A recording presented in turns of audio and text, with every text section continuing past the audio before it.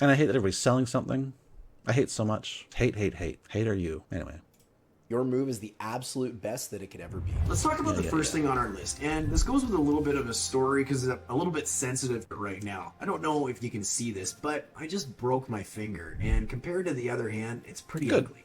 Now this problem, it's not limited to Surrey, but Surrey is completely strained by it. The problem is how bad our healthcare system currently is. Let me paint a little bit of a picture. Okay, I know what this guy is slanted, or at least I watched like, well, you can see probably like that much. Only part of the way through the healthcare bit. Well, let's hear what he has to say. Surrey is one of the biggest municipalities in Canada, but we've only got one hospital. Now, you may have known this or you may have not, but there actually is a new hospital that's due to be opened in the Cloverdale neighborhood, a suburb of Surrey, in 2030. It was just recently pushed back 3 years. But to be state-of-the-art, it was going to cost taxpayers almost $2.9 billion. It's going to feature a new BC Cancer Center, a surgical and peri-operative suite this all sounds with 5 pretty great operating rooms and 4 compared to the not rooms. having one. It's going to add 168 more hospital beds, which includes both medical and surgical beds, an emergency department. But here's the crazy thing: there's no maternity ward or dedicated pediatric department for young families. Right. So point this out, but ask maybe, why is this a problem? Like, why would you need multiple hospitals to serve regions, right? Especially emergency. You want people to be able to get to an emergency room sooner. That's part of the point, right? Excuse me. But maternity ward, I don't know anything about this. I'm guessing and speculating, as we all do, but I would bet there's a rationale for not having a pediatric unit. If that sort of thing was necessary, there's no reason to build a hospital without one. But maybe with a declining birth rate and with a lot of the people moving into the city being grown people, maybe there's less demand for that kind of medical care in Surrey on the whole compared to every other kind. And maybe the facilities they have at the existing hospital are not, maybe that's a department that is not overcrowded. It's the kind of thing people generally have appointments and know when they're going to need that kind of care. And if it's relatively close, something that's easily transferred from one to the other. And also, it's a fucking hospital. If a need was determined that they actually needed those things, that they're wrong that they didn't need it, or that they found that they actually needed it to a growing degree in the future, I'm sure some of the existing parts of the hospital could be converted because it's a hospital, or expanded upon. And I'm sure, I mean, give a bit of a doubt, I'm sure that they built it in a place and in such a way that it was possible to expand in the future. It'd be pretty dumb if they didn't. So, yeah. Again, this is so typical of conservative types, the more of this content I watch. They throw out a complaint in a buzzwordy way without any exploration of why it is that way, or what the rationale could be, or why it is or isn't a problem. Like, conservative commentary, based on what I'm seeing so far, is definitionally devoid of nuance. George W. Bush infamously said, we don't do nuance. And it's a lot of the conflict between conservatives and liberals, let alone progressives, is that liberals want to have, being generous when I say liberals here, productive conversations about the actual reality of things. Certainly progressives do. And conservatives don't, because they are either cutting propaganda or they are regurgitating the propaganda they've received. And that's really all they have. So they can't go into detail about things because they don't know the detail. They only know the propaganda they've been pushed. So our healthcare system is stressed. It's a big problem. It's Trudeau's personal fault, I'm sure. And Poilievre will have hospitals and milk and honey everywhere because he said so, right? Furthermore, 2 doctors were very public about sounding the alarm on this new hospital in the spring of 2024. These doctors work at the current... What doctors? Where is the source for that? Oh, that's funny. There isn't a source for that. He's just saying shit. Okay. Only Surrey Hospital. Take Surrey that with Memorial. what it's worth. This is what they had to say. They wanted to see immediate concrete action to address the city's healthcare crisis, saying the new hospital won't meet the region's current needs. So it'll be better with this than without it. And having built that, they will probably then look at, can we build another hospital? Can we expand the hospitals we have? So, Randeep Gill. Yeah. Let's see what he has to say for himself. New Gen Med.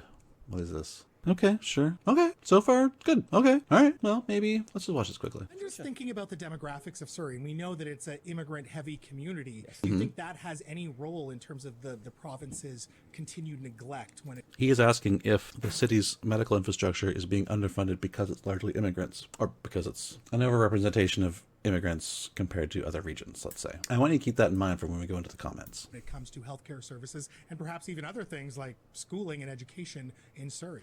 I truly hope not, but I do feel that those voices do get you know, it just gets blended out. Like our voices will get blended out because, you know, the standard of care in other countries, people don't just leave their countries. They don't leave their homes. They come for a better area, a better place. Yeah. And so the standard of care based on evidence-based medicine that we have today. And so they may not be. And they don't know how much better it could be than the better it is. A better place. And so they may not be getting the standard of care that we know. So you're saying we have a certain conception of a standard of care that is acceptable. They are coming to Surrey and having a better standard of care than they are used to and that they wanted, but aren't getting the standard of care that we think we should be holding ourselves to. Okay. What standard of care? I don't really know what the point. I know what he's saying. I'm not sure what point he's trying to make with it. Based on evidence-based medicine that we have today. And so they may not be able to advocate for themselves and saying, hey, we should be having standard of care, because they don't probably know what the standard of care we are. So it sounds like he's talking about the Platonic ideal of standard of care in the face of infinite money and no conservative rat fucking of public health care. Okay. Constantly sending patients over the bridge with the hopes that they will have a good outcome. But if there is an accident, there's road blockages, if there's, you know, a natural disaster, these patients are inevitably going to have a worse outcome. So he's advocating for, he's saying that Surrey services suck, and it's shitty, and it sucks more than places around Metro Vancouver, and that the disparity is a problem. Okay, site can't be reached. Fantastic. It's too bad. Okay, I not a hog. Terrific. Okay, cool. All right, I see nothing to impugn his character. So he's saying this is good. This will improve things. It's not enough, which could be said of any domain of governance anywhere in all time. But fair, absolutely fair. Hospital Foundation shows Surrey is the only major city in Canada whose healthcare system is unable to treat the 3 leading causes of sudden death: heart attack, stroke, and trauma. So Okay, so again, that's saying the new hospital won't meet the region's current needs. In fact, okay, look, that's misleading because we're a regional population with a unified healthcare system. It's not like, you know, grind between the two and conflict. It makes sense that specialized needs have specialized locations. Sure. But it's also fair to say that, so it's not like Surrey not having these things means that these things aren't available to people living in Surrey. But this Randeep Gill guy, again, remember that name when we get to he's saying that there should be more comprehensive care available in Surrey, and that's fine. Especially if there's too much transfer, or if the systems are overloaded, or just having more treatment options here lightens the load everywhere. But again, you'd have to get past conservative propaganda and defunding to encourage private to accomplish that. Data from the Surrey Hospital Foundation shows Surrey is the only major city in Canada. Surrey specifically, not regionally, whose but healthcare system is unable to treat the 3 leading causes of sudden death: heart attack. Right. None of these patients can be treated here, so all those patients need to go and be transferred to a higher level of care. Okay, so this Gill guy seems like he's making very good points, unlike the person reviewing this. He is saying things like heart attack, stroke, and trauma, like that if they can be treated locally, they might not have to go to specialized units. They can just be handed to more generic care, which is fine. Which is great. Stroke, sure. and trauma. So we can't deal with those things, and we don't even have a maternity ward going into this new hospital. Again, certainly there is a maternity ward in the existing hospital, and if that was deemed to be necessary, I'm sure they would build it in, and if it becomes necessary, they can add it or expand the capacity of the existing one. This sounds like a fundamental misunderstanding of what he's talking about, but this is how conservatives operate. That has tons and tons and tons of young families. Well, guess what? There's more. Surrey sees nearly 1,400 transfers a year, with most patients taken by ambulance to the Royal Columbian Hospital in New Westminster. The Immediately across the river, sure. top 3 reasons for this transfer were heart, stroke, and pediatric specialty care. Now, that is only obviously one part of it. Hey, don't get it twisted. Surrey sucks. I hate Surrey. I mean, I lived there for a long time, and for me, I mostly hated that it was just like greater suburbia, and I like being closer to the pulse, but anyway. Were heart, stroke, and pediatric specialty care. When I broke my finger, it was going to take up to 3 weeks to be able to see my own family doctor. So why is this such a problem? Why is this shortage or these delays? I have answers to that question. I bet they're different from his. So has the longest wait times to see a doctor at a walk-in clinic. That's not good. We don't want to win that one. In 2023, the wait time to see that doctor was 93 minutes, and that doesn't include why? how long you maybe had to stand in line to get the appointment gonna in say the first why? place. It's not uncommon to pull up to a walk-in clinic and see you a gonna say why? lineup off of the sidewalk of people who are just trying to fight to get an appointment. We're gonna talk later about that why. day. So if you're not there early, you might miss your chance. Furthermore, it's estimated that more than 270,000 people are waitlisted gonna on talk about BC why and what Health's we can do about Connect it? registry just to get a family doctor. And there is an estimated 900,000 BC residents who are currently without a family physician. Okay, so that one's pretty bad. And that's just So I'd like to refer you to where he said, personal example. When I broke my finger, it yeah, was going to take personal up example. to 3. Again, conservatives always go to the personal anecdote. Why is this such a problem? Why is this shortage or these delays? So, I'd like to point out he asked this question and never answered it. Let me answer it for you. Healthcare sucks because it's actively being sabotaged by conservatives and because we don't do anything to fix it. So on the one hand, it's being torpedoed. Conservatives and neoliberals continuously underfund healthcare for several reasons. The least interesting is that the less healthcare is jointly funded by federal and provincial. I don't know. There might be like municipal that's involved too. I don't know. But the point is, because of that system, the federal government always wants to fund it less and make the province pay more, and the province always wants to pay less and make the federal government pay more. So it just keeps ratcheting down. Maybe more is spent over time, but relative to the needs, less and less is being provided while need is expanding. So that's one aspect. It's the perverse incentives at both levels of government to try to spend less to make the other spend more, and it just winds up with less spending overall. And the other factor is conservative governments being ideologically opposed to government-run healthcare. They have an ideological position that government shouldn't exist, and that government shouldn't do things, and that people should be just dying in the streets if they can't afford healthcare. They wouldn't frame it this way, but their policies and beliefs and ideas, that is the ultimate result of it. I was once a shitty libertarian college student who spouted Ayn Rand and libertarianism before I knew better, and part of me coming to know better is coming to that realization that policies and these ideas could only lead to the place where to really believe them, you had to be comfortable just letting people die in the street through no fault of their own. And I wasn't comfortable with that, so I became a progressive.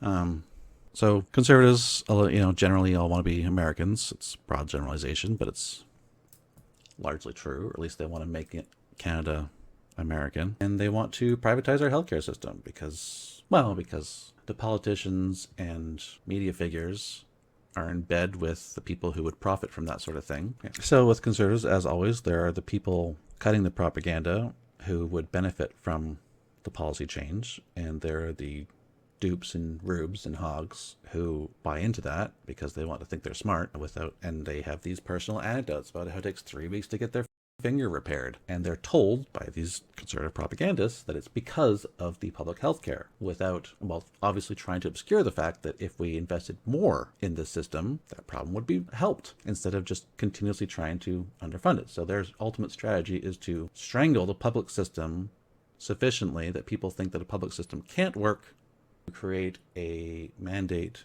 to bring in more and more private, which they profit from, and which ultimately, of course, gets less care, shittier care, and more expensive care for the people that they've tricked into thinking this would be better for them, like so many things. So that's the why it's that way, and fixing it would be easy. Of course, we have a shortage of general practitioners when they, you know what, I'm interested in that. Average Canadian Medical School, 164,000.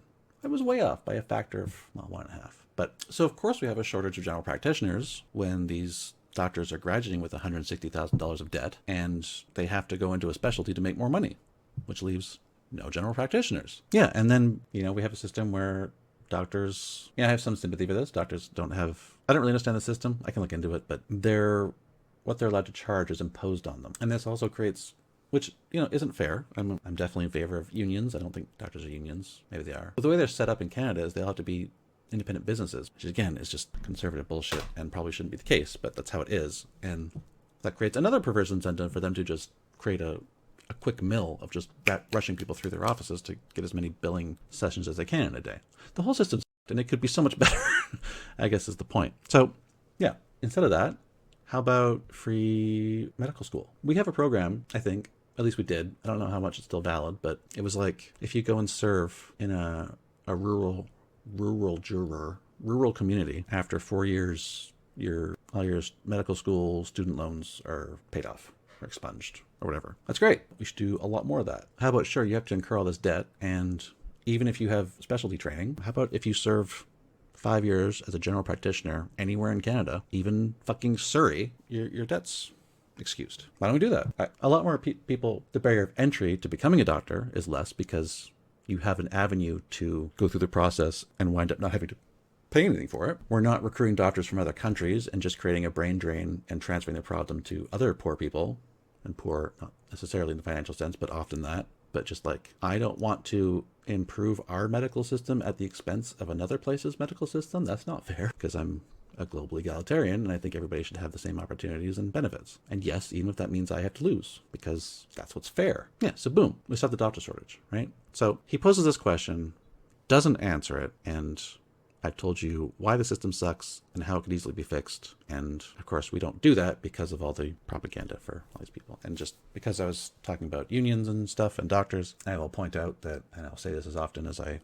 want to, that I'm kind of a union absolutist. I think that's obscene. And yes, I mean firefighters, I mean nurses. They say they can't strike because they're essential. And it's like, well, maybe that speaks to how much they're worth. I think anybody in any group should be allowed to strike. And if that means that our entire system starts collapsing and burning down a day later, then we should probably give them what they want. Sounds like they're worth a lot, you know?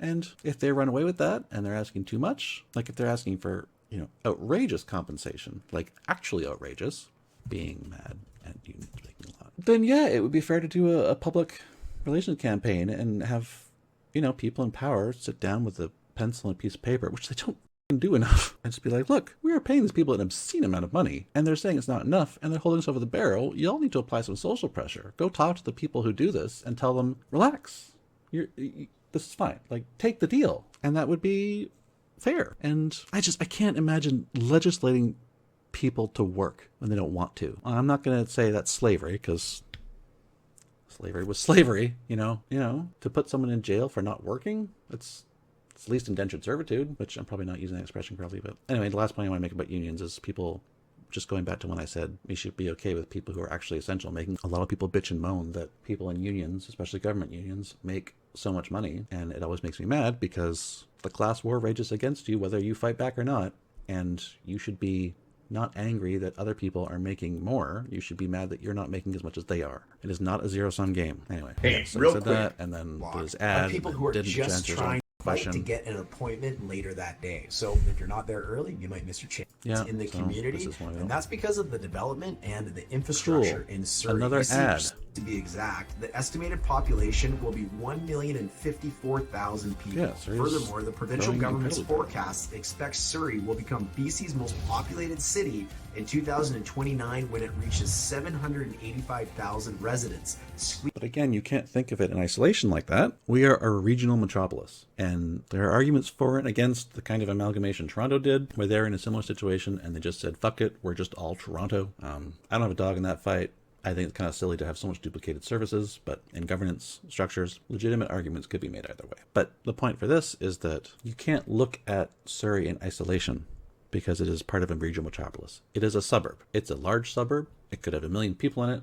It could have its own little centers of whatever, but it is fundamentally a suburb of Vancouver, period. It is no center. It doesn't have, that's just how the population is structured in this region. It's unrelated, but I had an argument with James and his wife about talking about river cities having a particular character, as opposed to ocean cities or no water cities or lake cities. And they were trying to argue that New Westminster was a river city. My conception of a river city is like a contiguous population center where its only water is the river. New Westminster is part of Greater Vancouver, which is an ocean region. It has a river going through it, and there are parts that deal with river stuff, but fundamentally, this is one regional population center, and fundamentally, this is an ocean-based regional population center. The point is, you can't think about Surrey and try to analyze its issues in isolation. It has to be taken in context of everything else. about regional needs, regional facilities. 780,000 residents. First of all, this means gone are the days of you buying into a community and kind of... Right, and the more that happens, the more Vancouver will be like one large downtown with a sprawling metropolis around it. expecting that community to remain relatively the same or relatively stable in the coming years. For better or for worse, the most populated city in 2029 when it reaches 785,000 residents, squeaking past Vancouver's 780,000 residents. First of all, this means gone are the days of you buying into a community and kind of expecting that community to remain relatively the same or relatively stable in the coming years. So this is again the conservative brain, having an expectation that things won't change and being angry when they do, and failing to appreciate, let alone value, that life is change and that things are always changing, and that's just a reality you have to deal with, and oftentimes change is good. Like, I don't know where he thought you could go and expect things not to ever change. I mean, maybe Alberta, but like, whoever thought that? Whoever had this as an expectation? I don't understand. Like, are you new here? Have you not lived a life? Have you not seen that everything is changing all the time? Okay. Better or for worse. I mean,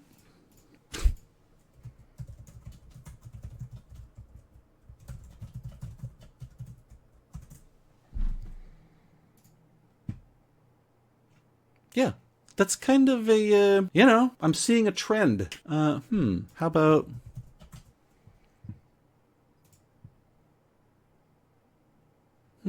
yeah, I'm seeing a trend. Apparently change is constant and unwavering, so, okay. The city is growing at a rapid rate, but that comes with major challenges. Many of these major challenges... Right, which they're trying to address by spending $4 billion on a new hospital. So this is the other thing about the conservative brain, is I want all of my problems fixed now, I also want to pay less taxes. Well, we don't live in a magical fantasy land. You have to pick one. That's just how physics works. You know, I wish we had replicators and infinite energy. I really do. But we don't. So no, you can't just keep Surrey a white population of 500,000 for the end of time. No, you can't continuously increase services while continuously decreasing taxes. Sorry, that's I don't make the rules. That's, again, physics. We're already experiencing, and with so many more people coming, those are likely only going to get further exacerbated. All these people, well... Is this what we've been waiting for? Let's find out. That means a lot of development on the way. It is not uncommon to be traveling through the city of Surrey and be stopped at multiple locations as you wait for construction to complete and let the cars go through. So again, he's talking about massive population growth and the need and the difficulty in keeping up with that growth in infrastructure, and also complaining about being personally inconvenienced by all of the rapid growth trying to address that rapidly growing population. Again, it's physics. You can't... Is development happening absolutely everywhere. Just go down to the north end of Surrey and count the amount of cranes that you can see in the sky at any one given time. It is incredible and unbelievable how much construction is happening in the city all the time. Which is a good thing, right? Right? A good thing? To... You know, okay. But a lot of those cranes are related to housing. A lot of that construction is related to new housing, but it's not always related, or very unoften is it related to new infrastructure. I want you to think about...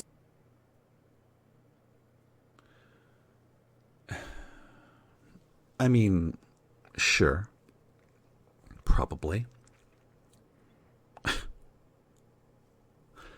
I'd like to, okay.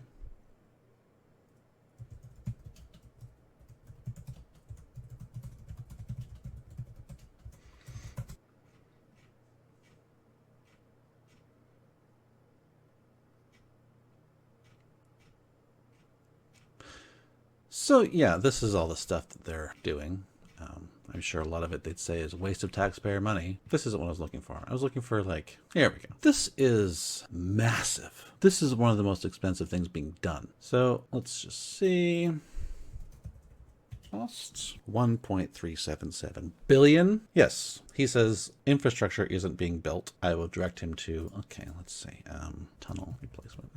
Yeah, Highway 99 cost 4.15 billion. So he says infrastructure isn't being built to match. I'm skipping over all of the little road improvements and new community centers that they're building and just going to point directly to the, I want to be sure about this. Does it go where I think it goes? Yeah.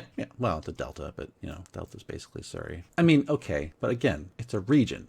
Like these are arteries, and you can't hold Surrey responsible exclusively for like, this has to be dealt with regionally. Anyway, yes, no new infrastructure except for the $4.15 billion tunnel replacement and the $1.377 billion bridge replacement. Other than that, nothing. Yeah. And, you know, when those are built, there's probably going to be money for other things. And like, I don't know, maybe he'll tell me exactly what he wants them to do. Or maybe he'll just complain about it and not explain why it's a problem or what a solution is. Maybe he just wants to gripe and complain and scapegoat immigrants. Parks, grocery stores, commercial areas, kids' activities. What's up? Given time. It is incredible and unbelievable how much construction is happening in the city all the time. But a lot of those cranes are related to housing. A lot of that construction is related to new housing, but it's not always related, or very unoften is it related to new infrastructure. I want you Very unoften. to think about schools, parks, Sure. grocery stores, Yeah. commercial areas. Sure. Okay. New schools, Surrey projects. New school, addition, new school, addition. Oh, okay. Well, the prefab is unfortunate, so we'll ignore those. But addition, new school, future projects. Yeah, new schools. Right. So, not building new schools, except for 17 schools getting additions, 10 new schools being built, 14 places that they're looking into, and three entirely, 3 school replacements and 1 seismic upgrade. So aside from these, not building schools. Kids' activities, the list goes on. Housing, but it's not always related, or very unoften is it related to new infrastructure. I want you to think about schools, parks, grocery stores, commercial areas. Grocery stores. Do we have a shortage of grocery stores? Has that ever come up? Have you ever needed a grocery store and not been able to find one? Have you ever found a capitalist to not fill a niche when it was necessary? Have you ever found a capitalist to not overfill a niche and to the point of wastage and having to cut back? Just asking. Kids' activities, the list goes on. There's so much more. Sure. Okay. Surrey community centers. New, I guess. I don't know. New site for Newton Community Center. 310 million. Clayton Heights Community Center. There's key sports facilities in a 5-year plan. Sure. For all these major general capital investments. Right. So, budget and timeline for Surrey's major capital projects over the next 5 years. Yeah. So, are these millions? Anyway, I'm not going to get into this. The point is, they're not building amenities like community centers and places for kids to go, except for all of this that they're building. I don't know what these figures are, because here they've got like total 25 million, total 131 million. Surrey's approved 5 details more than 44 million of new or upgraded outdoor sports facility, including 16.8 million this year. Don't include indoor facilities, such as a $310 million Newton Community Center, the 131 million Cloverdale Sports and Rice, and yeah. So aside from that, you know, $500 million investment in community centers and sports facilities, they're not building anything to accommodate the new population growth. To consider. And I want to share with you an article from my local newspaper, the Peace Arch News. This is what they said. If Surrey does become the largest city in BC, federal and provincial governments will have to realize that services and infrastructure need to keep See the last 10 minutes of the stream. pace. It is astonishing that the construction of a second hospital in Surrey is only beginning now in Cloverdale. It also remains puzzling that the province is not fast-tracking construction of new schools, given its own population projections and housing policies. Okay. Peace Arch News. Politics. News. I should get that fucking ground news everybody's advertising. There we go. Okay, sure. I don't understand the discrepancy. Yeah, they probably should have built a hospital by now. They didn't. They're doing it now. What do you want? And clearly they are. Yeah. More variety in activities and arts and dining out. It's a fucking suburb. What do you want? That's obviously not overly glowing. Fucking Now, marvelous is there. check out this CBC article. As the largest and fastest growing school district in British Columbia, Surrey's boom is straining its schools, pushing it to try unconventional options to accommodate the surge. Clusters of portable classrooms have become... Yeah, that sucks.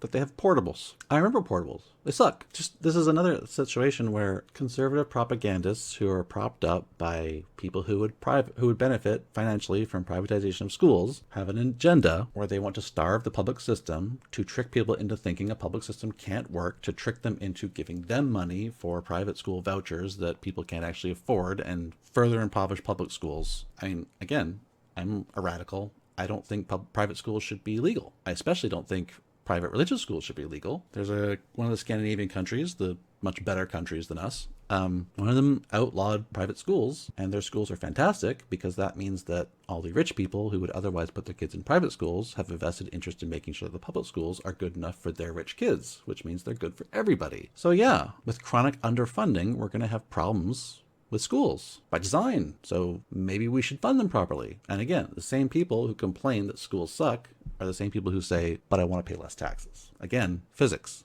comes into play. A familiar sight. Some schools have rejected in-catchment students for lack of space. This fall, a third of Surrey's high schools will extend the school day, creating an additional learning period and boosting capacity by 15%. Worth mentioning. Okay. I don't know how that squares with all the building. Maybe they're trying to catch up. Maybe government is slow and they're able to create the amenities after people have moved instead of creating them before and possibly wasting money if people don't show up. But whatever, I'm not Mentioning how that parents went absolutely mental over this. They hated the idea. Approximately 83% of its 124 schools are over capacity, with the district's overall utilization rate, which is the number of students enrolled divided by the classroom capacity. Oh yeah, and class sizes is a terrible thing. Again, it's the unions, the teachers' unions, who keep fighting against that, and wherever the class sizes are, they would be a lot higher if it weren't for the unionized teachers pushing against the defunding leading to this problem. So yeah, okay, so it's part the physical building locations and it's part the overcapacity, but I would still insist that this is conservative propaganda and politics. I mean, yeah, it's a problem. And I'm not saying everything's great. I'm not saying they're doing enough. I'm saying they're not doing nothing, and to do more, they'd have to overcome a lot of conservative propaganda and resistance. Sitting at 103%. So just in these two it sucks. examples, we've got a hospital that's probably not even going to cover the needs of Surrey. By the time it is built, we're going to need more. And So it's good that we have that coming, right? Right? And maybe they'll build another one when that one's done, right? This is what I hate about this kind of content. He's complaining. He's pointing out there's a problem. He's not explaining why that problem exists. He's not positing any solutions for the problem. He's just saying, this is a problem, and which leads you to have your own explanations, which we will see in the comments, which is why I'm making this video. we've already got schools No solutions, no explanation. Just, bad. at complete capacity. Think of all the other infrastructure challenges. Just because Surrey is growing so fast and welcoming so many new residents to its border each Yeah, it sounds like a real challenge to keep up, and it sounds like they're really trying and not doing as well as they could, but they're not doing nothing. and every year. The last on our list is crime, and I'll be the first to tell you, and this probably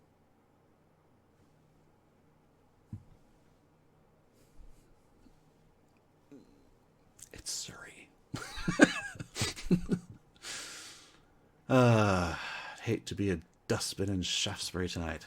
isn't news to you that living in Surrey, or Surrey the city generally, well, it comes with a reputation all across Canada, and unfortunately it's not a great one. While it might not be quite as bad as what its reputation boasts, well, it is a big municipality. It's huge, it's sprawling, and of course with any community, suburb. you're going to get your handful of bad actors. Seemingly as well, Surrey is in the news often for unfavorable things that are happening within the community. Now, you might be asking yourself, well, could it And yet, it's the fastest growing municipality. Guess it's not hurting the reputation. really be that bad? And we did a video right here all about Surrey crime and Surrey crime statistics to give you an Don't tempt me with a good time. idea of how Surrey fares I in can only imagine how fair and balanced TM that video must be. Comparison to other communities in not only British Columbia, but in Canada. But let's give you some Cole's notes from that as well if you don't want to do the real deep dive. The website Numbeo shows that crime in Serbian source, sure. Yeah, doesn't look like a great source.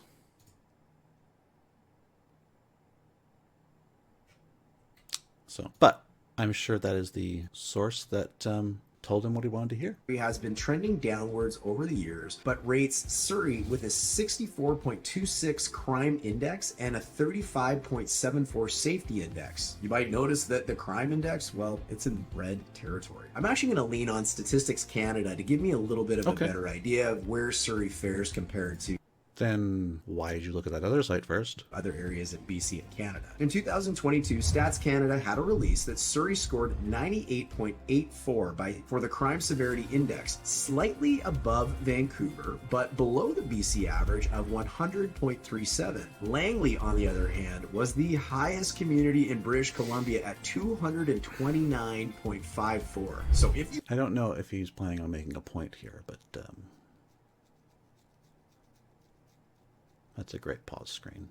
live in Langley or you're traveling to Langley, you might want to watch out a little bit. Just kidding. Or, well, I guess I'm not really kidding. It's kind of interesting, right? Because these numbers tell us that maybe it's really not that bad in Surrey, even though sometimes it can feel really bad. And everything on the news or everything you read online, well, it's sensationalized. I mean, it can look and feel really, really bad sometimes. But these stats don't really support that narrative or that reputation that Surrey might have, does it? Nonetheless, it can sometimes feel a little uneasy living here just based on what we see in the media. And one of the problems too is that can feel further exasperated by the ongoing feud that has been wild in the media by Surrey Mayor Brenda Locke and the province about Surrey's transition to the Surrey Police Service from the RCMP. If you want an interesting read on how not to do politics, on how not to waste taxpayer money, on how to embarrass an entire city on a national stage, you definitely want to read up on this story because it's kind of like a really bad soap opera that nobody wished they ever saw. So there you have it. Those are the 3 worst things about living in Surrey, BC that I wish I could change overnight, if I could. What I'd love for you to do is consider what the level of importance is of these 3 that I've mentioned and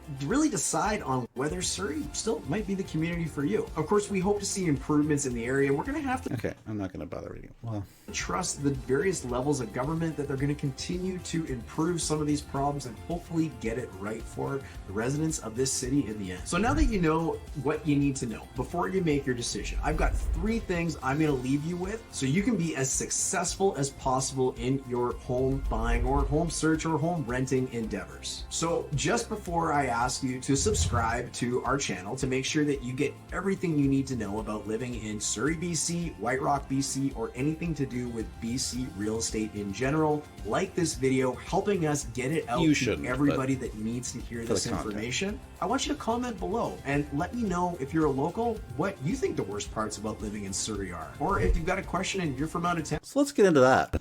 As far as Hog Not Hog, certainly has a hog comment thread. Another great pause screen. But I don't know. He himself wasn't overtly racist. He was hysterical and liked to point out a lot of problems without saying why the problem exists or how it could be solved. I don't know. Hog not hog. Can I do neutral? I mean, he's obviously a conservative and not very bright, or at least not interested in giving proper context and nuance in the things he's saying. Pushing an agenda with false narratives instead of trying to discover and arrive at truth. Hog. So it's a margin, but definitely on the side of hog. So with that, I'm going to call it.